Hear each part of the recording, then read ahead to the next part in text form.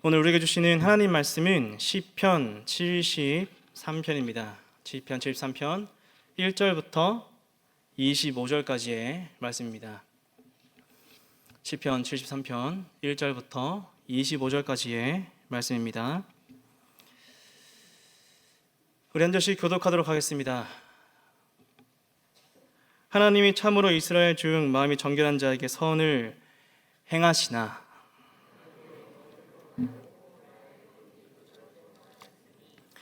이는 내가 악인의 형통을 보고 오만한 자를 질투하였음이로다. 사람들이 당하는 고난이 그들에게는 없고 사람들이 당하는 재앙도 그들에게는 없나니, 살찜으로 그들의 눈이 솟아나며 그들의 소득은 마음의 소원보다 많으며, 그들의 입은 하늘에 두고 그들의 혀는 땅에 두루 다니도다.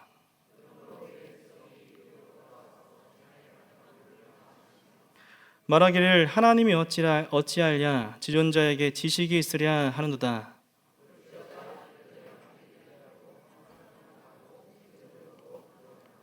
내가 내 마음을 깨끗하게 하며 내 손을 씻어 무지하다 한 것이 실로 헛되도다.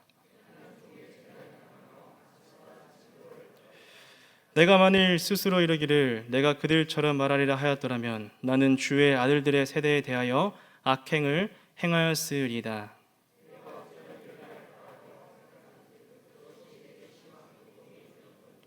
하나님의 성소에 들어갈 때에야 그들의 종말을 내가 깨달았나이다. 그들이 어찌하여 그리 갑자기 황폐되었는가. 놀랄 정도로 그들은 전멸하였나이다.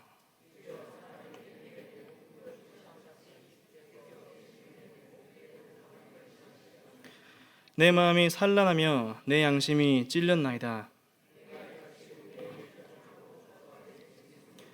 내가 항상 주와 함께하니 주께서 내 오른손을 붙드셨나이다.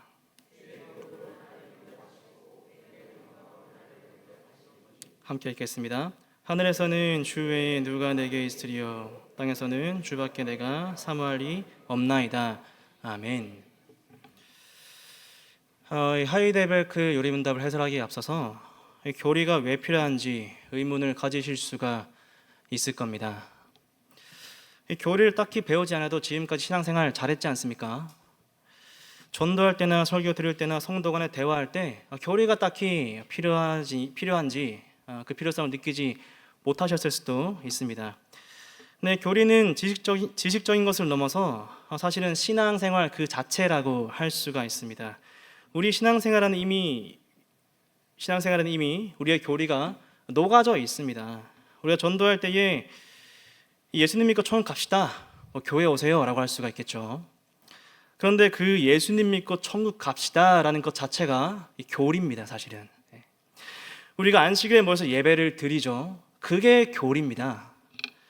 우리가 선교 나가서 다른 교회를 도와주고 봉사하죠. 그게 공교회라는 교리가 있기 때문에 우리가 다른 교회를 도와주면서 각계 전투하는 게 아니라 함께 그리스도의 몸을 세워가는 것이 됩니다. 그래서 어떤 사람이든지 교리 없이 신앙생활하는 것은 불가능합니다. 모든 신자들은 이미 자기 나름대로의 교리를 가지고 있습니다. 다만 우리가 가지고 있는 교리가 완전할까요? 아니면 불완전할까요? 불완전하겠죠. 그래서 우리가 교리문답을 배워가면서 우리의 신앙을 바르게 교정하는 것이죠. 그러니까 내 마음에, 내 소견에 옳은 교리 말고요, 성경적인 교리 안에 있으면서 우리가 신앙생활을 바르게 세워가야 되는 것이죠. 우리가 바른 교리가 있어야 신앙의 방향도 바른 곳으로 향할 수가 있고, 또 바른 믿음을 가질 수가 있고, 또 올바른 성경 해석을 할 수가 있게 됩니다. 성경은 완전하지만 우리의 관점이 불완전하기 때문에 우리는 교리를 잘 배워서 성경 해석을 잘 해야 되는 것이죠. 그래서 수요기도회를 드릴 때에는 부지런히 참석하시기를 바랍니다. 또 다른 성도들도 함께 데려와서 함께 잘 배워가시면서 교회가 함께 성장하게 되기를 소망합니다. 먼저 지난주 내용을 복습하겠습니다. 지난주에는 천지를 만드신 아버지 하나님에 대해서 배웠습니다. 성부께서는 전능하신 창조주이십니다. 우리는 이 창조주 하나님, 전능하신 하나님에 대한 교리를 가지고 세상으로 나아가야 됩니다. 성부에 대한 교리가 우리 머릿속에 있는 것을 넘어서 우리 삶에 드러나면서 대항적인 교리로, 대항적인 삶으로 나타나야 합니다. 전능하신 하나님의 이름으로 세상 문화와 악한 세력들에 대해서 대항적인 태도를 취해야 하는 것이 지난주의 내용이었습니다. 이번 주는 하이델베르크 10주차입니다. 10주차는 27문, 28문인데 주제는 섭리입니다. 섭리. 이 하이델베르크 요리문답에서 섭리를 무엇이라고 정의하고 있는지 우리 27문을 함께 읽어보도록 하겠습니다. 제가 문을 읽을 테니까 노란색으로 된 글씨만 함께 읽어주시면 되겠습니다. 제가 문을 읽겠습니다. 하나님의 섭리란 무엇입니까?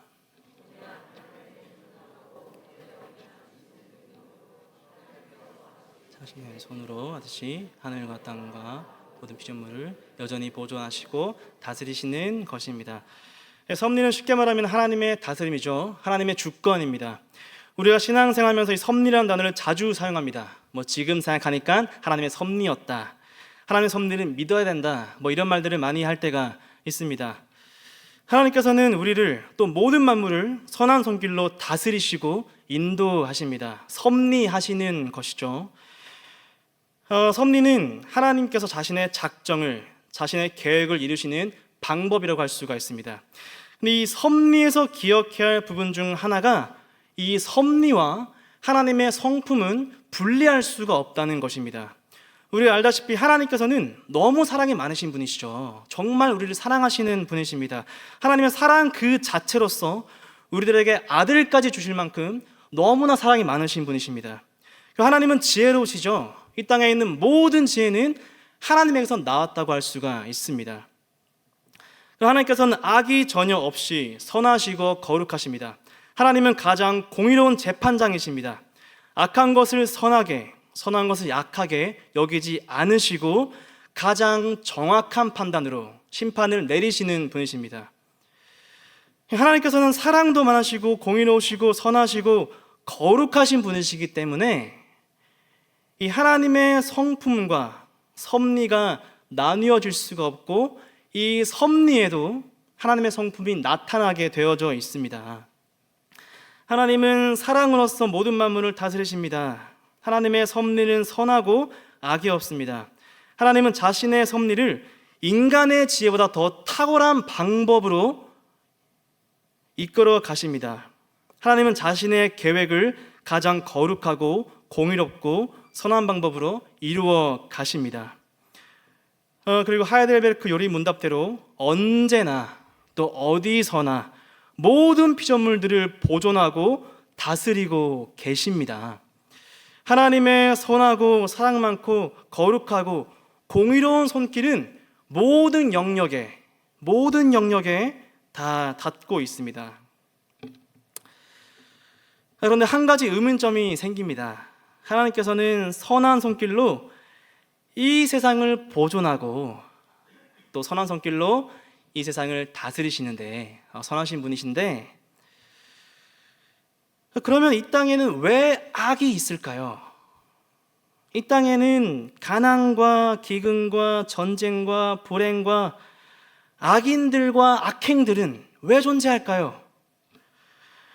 이 선하신 하나님이 다스리고 계시다면 정말 모든 것들을 하나님의 손 안에 다 이렇게 들고 계시고 다스리신다면 우리 인생에 나타나는 불행들, 악한 일들, 아픔과 고난들은 왜 발생하겠습니까? 저는 사회적으로 아주 큰 악이 드러날 때 이런 생각을 합니다. 세월호 참사는 왜 일어났는지, N번방 사건은 왜 이제 드러났는지, 하나님이 왜 코로나를 잠잠하게 해주시지 않았는지, 이태원 참사는 왜 발생했고 악한 독재자들은 왜 아직까지 살아있는지, 하나님께서 정의로우시고 선하시다면은, 하나님이 거룩하시다면은 이런 일들은 일어나지 않아야 하지 않겠습니까? 하나님이 선하시고 사랑이 많으시다면은 이 땅에 있는 부당한 일들과 악인들과 불의가 사라져야 하지 않겠습니까?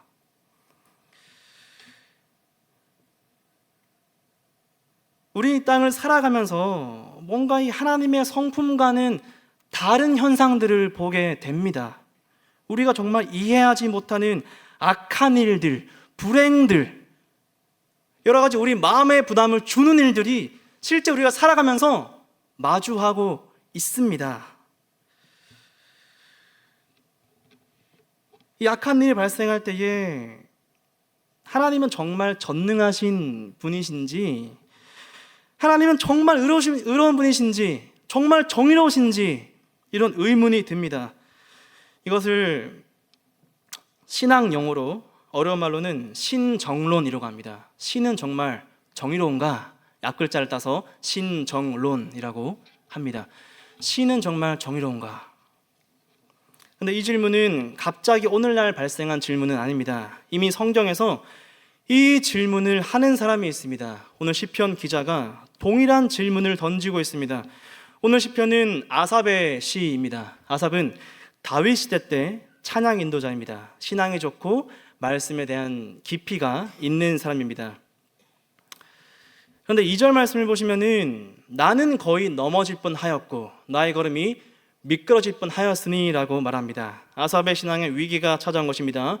왜냐하면 3절 말씀 계속해서 보시면은 악인의 형통함을 보고 오만한 자를 질투했다라고 말하면서 이 아삽은 악인들의 형통함을 보고 마음의 신앙에 시험이 든 것입니다. 그리고 제가 4절부터 9절까지의 말씀을 한번 읽어드릴 테니까 악인들이 어떤 모습인지를 한번 보시기 바랍니다. 또 아삽이 어떤 마음을 같은지 한번 묵상해 보시기 바랍니다. 제가 4절부터 9절까지의 말씀을 읽어드리겠습니다. 그들은 죽을 때에도 고통이 없고 그 힘이 강건하며 사람들이 당하는 고난이 그들에게는 없고 사람들이 당하는 재앙도 그들에게 없나니 그러므로 교만이 그들의 목걸이요 강포가 그들의 옷이며 살찜으로 그들의 눈이 솟아나며 그들의 소득은 마음의 소원보다 많으며 그들은 능욕하며 악하게 말하며 높은 데서 거만하게 말하며 그들의 입은 하늘에 두고 그들의 혀는 땅에 두루 다니도다. 악인들의 모습이 어떻습니까? 악인들은 너무 잘 살고 있습니다. 악인들에게는 재앙이 없습니다. 고난도 없고 하는 사람도 너무 잘 되고 있습니다. 소득은 불어나고 재산도 늘고 삶이 너무 평안해서 살이 찌고 있습니다. 이 9절 말씀 보시면은 악인들의 입은 하늘에 두고 그들의 혀는 땅에 두루 다닌다라고 말하면서 악인들이 높은 권세를 가지고 하늘에 계신 하나님을 모독하고 땅에 있는 이웃들을 괴롭힌다고 말하고 있습니다. 이 악인들은 하나님을 모독하고 이웃을 괴롭히고 있는데 굉장히 큰 범죄를 하고 있는데 그런데 그들의 힘은 점점 강건해집니다. 심지어 죽을 때조차도 고통 없이 편안하게 죽음을 맞이합니다. 이 악인들이 이렇게 잘 살아가도 되겠습니까? 악인들에게 고통받는 자들이 있는데 이렇게 평안하게 살찌며 살아가는 것이 여러분 어떻게 느껴지십니까? 부당하지 않습니까? 아삽도 매우 불편한 마음을 가지고 있습니다. 11절 말씀 보시면은 아삽의 마음을 표현하고 있습니다. 우리 11절 말씀을 함께 읽겠습니다. 시작.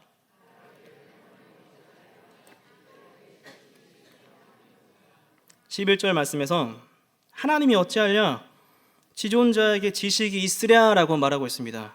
쉽게 말해서 이런 겁니다. 하나님은 뭐하고 계실까? 하나님이 우리의 괴로움을 알긴 알까? 아니 하나님이 살아 계실까? 하나님 정말 지혜로우신 게 맞는 걸까?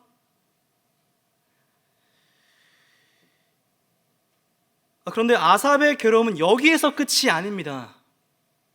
13절부터 보시면은 아삽과 의인들에게 닥친 고난을 말하고 있습니다. 13절부터 16절까지를 제가 읽어드리겠습니다. 내가 내 마음을 깨끗하게 하며 내 손을 씻어 무죄하다는 것이 실로 헛되도다. 나는 종일 재난을 당하며 아침마다 징벌을 받았도다. 내가 만일 스스로 이르기를 내가 그들처럼 말하리라 하였더라면 나는 주의 아들들의 세대에 대하여 악행을 행하였으리이다. 내가 어쩌면 이르랄까 하여 생각한즉 그것이 내게 심한 고통이 되었더니. 이 13절 말씀 보시면은 내가 내 마음을 깨끗하게 하며 내 손을 씻어 무죄하다 한 것이 실로 헛되도다라고 말하고 있습니다. 마음을 깨끗하게 하고 내 손을 씻는 것, 회개하는 것이죠. 그게 헛되도다라고 말하고 있습니다. 그러니까 아삽은 하나님 앞에서 정말 거룩하게 살아가려고 했습니다. 죄와는 멀어지려고 했고 죄를 짓더라도 회개하려고 했던 사람이 아삽입니다. 하나님이 기뻐하는 삶을 살아가려고 애썼던 사람이 아삽입니다. 그러나 14절 말씀을 보십시오. 아삽에게 찾아온 것은 형통함이 아닙니다. 기쁨이 아닙니다. 아삽에게 찾아온 것은 재난과 징벌입니다. 16절 말씀을 보시면은 그것이 내게 심한 고통이 되었다라고 고백하고 있습니다. 악인들이 너무 잘 먹고 잘 살아가는 것이 의인들에게는 징벌과 재난과 고난이 찾아오는 것이 너무 이해가 안 되는 겁니다. 이런 상황 자체가 아삽에게는 고통이 되었습니까? 고통이 되었습니다. 누가 아삽을 비난할 수가 있겠습니까? 그 누구라도 아삽과 같은 상황이라면은 굉장히 괴로울 것입니다. 우리도 인생을 살아가면서 아삽처럼 도저히 이해할 수 없는 문제들을 마주할 때가 있습니다.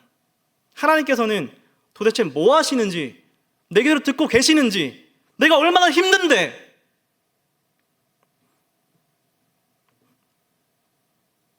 내 고통을 알고 계시는지,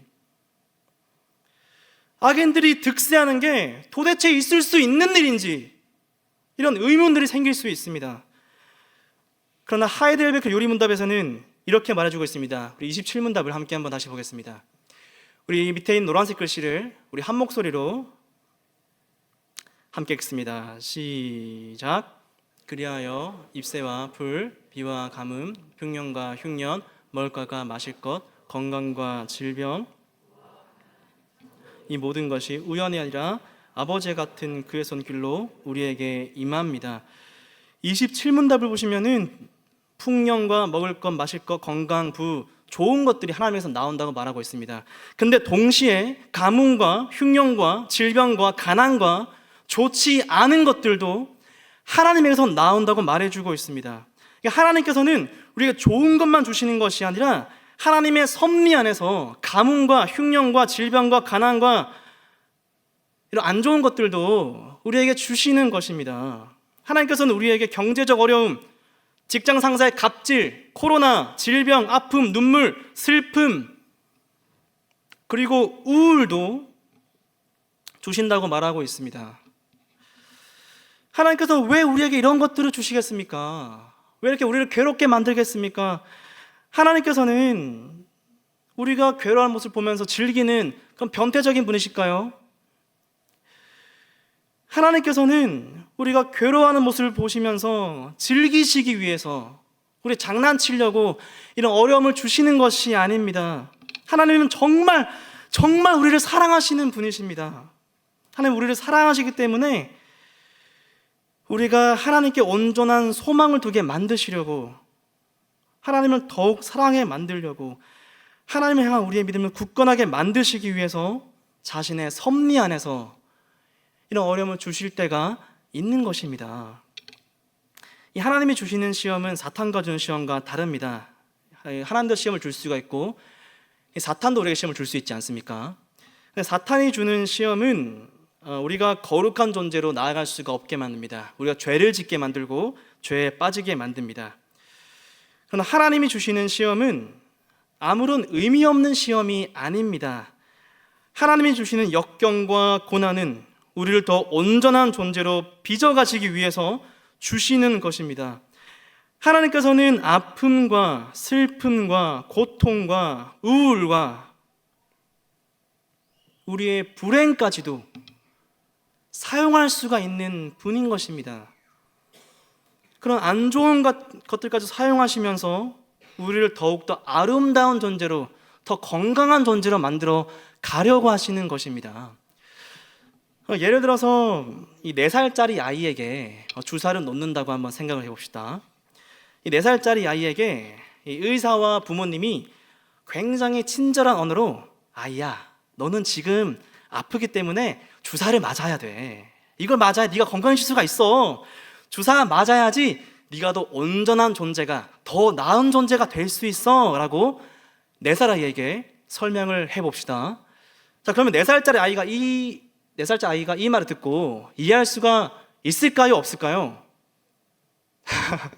이해할 수 없겠죠.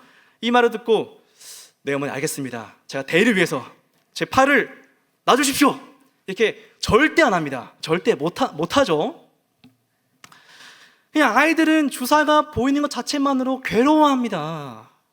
울고 불고 맞지 않기 위해 노력합니다. 그렇지만 이 아이는 주사를 맞아야겠죠.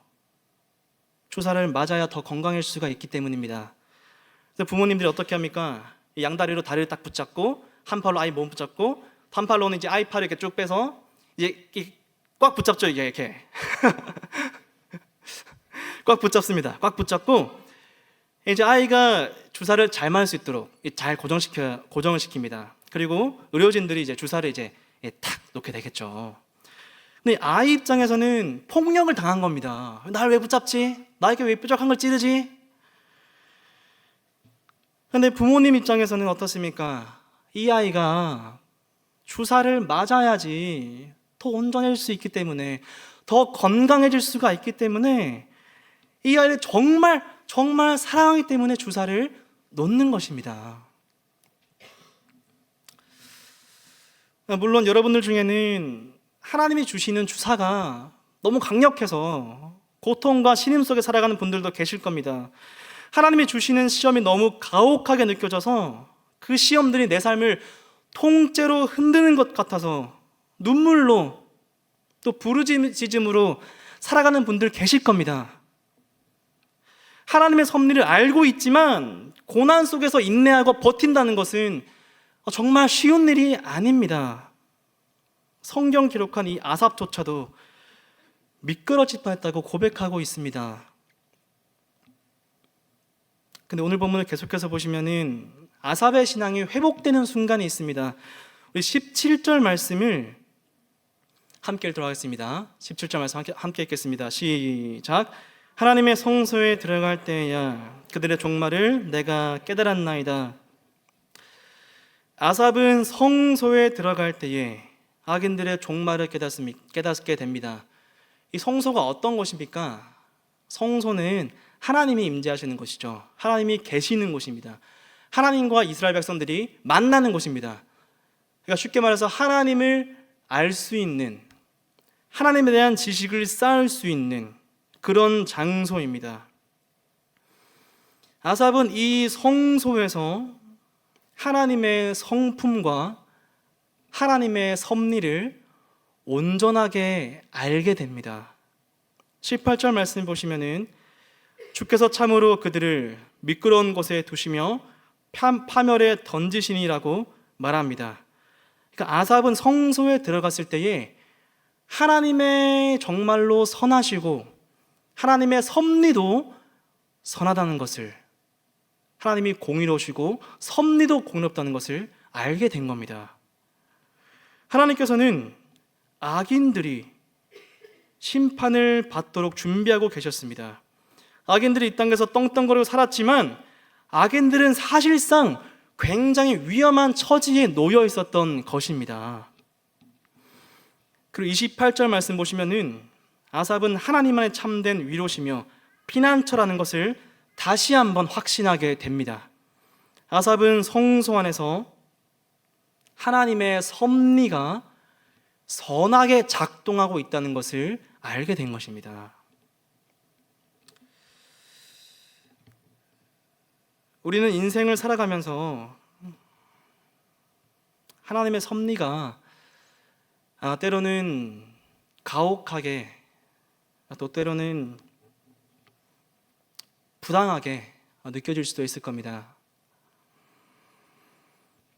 그러나 우리를 사랑하신 하나님께서는 그 고난 속에서도 여전히 선한 방법으로 자신의 섭리를 작동하고 계십니다. 오늘 요리문답 28문을 우리 한번 함께 살펴보겠습니다. 28문의 문을 제가 읽을 테니까 노란색 글씨로 된 답을 여러분들 읽어주시면 되겠습니다. 하나님께서 모든 것을 창조하시고 섭리로서 여전히 보존하심을 아는 것이 우리에게 어떤 유익을 줍니까? 우리는 어떤 역경에서도 인내하고 형통할 때 감사하며 또한 장래의 일에 대해서도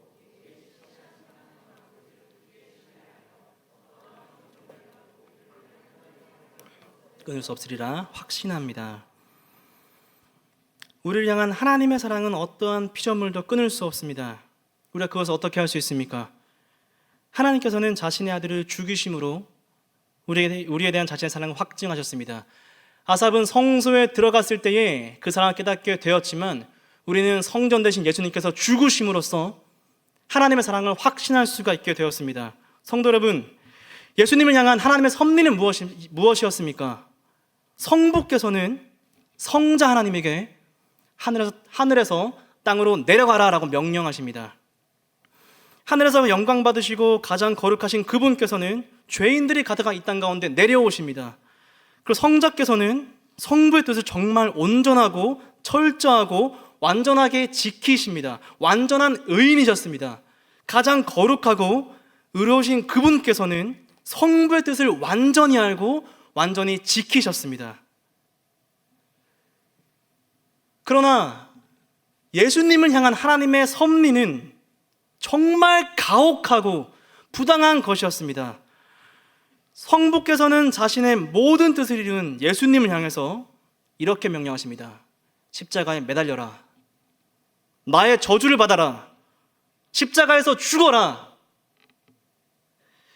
예수께서는 겟세마네 동산에서 이 잔을 옮겨 주십시오라고 3번이나 간구했습니다.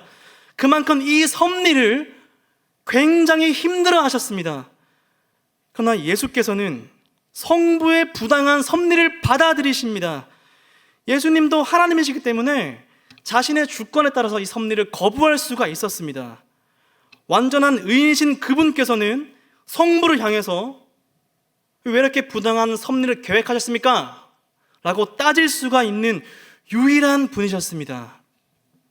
그러나 그분께서는 그 섭리에 온전히 순종하십니다.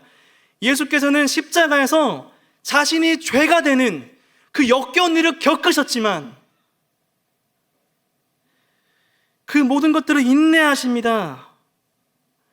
예수께서는 성부의 부당한 섭리를 받아들이심으로써 우리들이 하나님의 소유가 됩니다. 그래서 하이델베르크 28문답은 우리를 다시 1문답으로 데리고 갑니다. 1문은 무엇이었습니까? 살아서나 죽어서나 당신의 유일한 위로는 무엇입니까? 답을 함께 읽겠습니다. 시작. 살아서나 죽어서나 나는 나의 것이 아니요 몸도 영혼도 나의 신실한 구주 예수 그리스도의 것입니다.